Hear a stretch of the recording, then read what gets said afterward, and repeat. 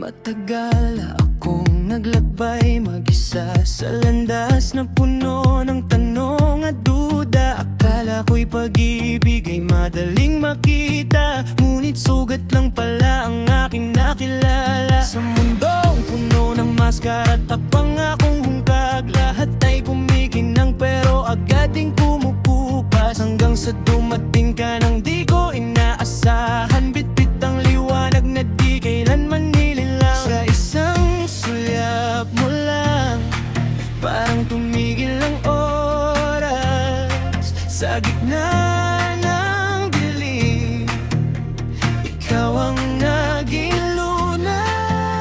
Pagmamahal mo'y parang iyas, di kayang tibagin ang panahon. Sa piling mo ako'y payapang buo-buo ang aking puso ngayon.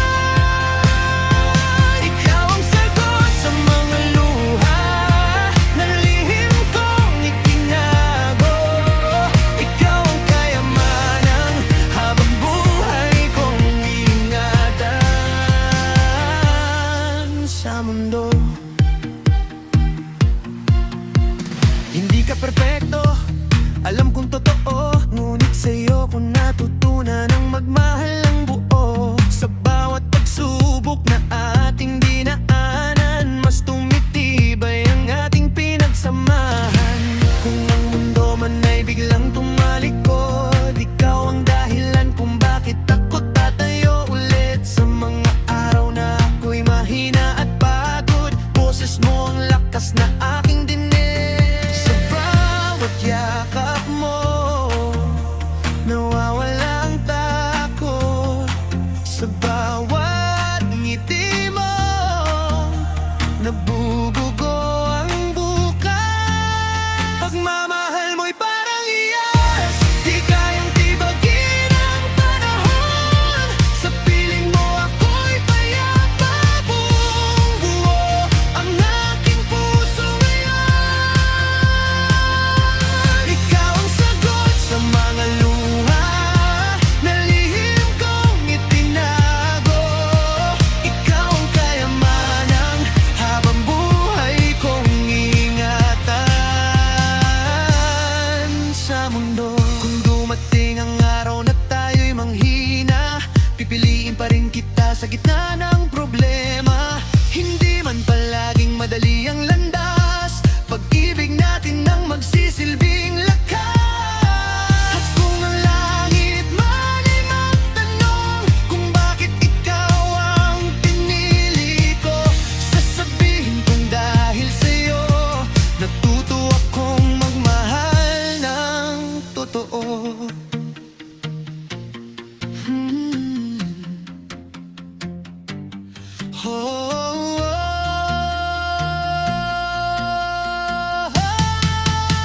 Pagmamahal mo'y parang hiyas, tahimik ngunit napakatibay. Sa piling mo ako'y payapa, ikaw ang tahanan ko sa habang buhay.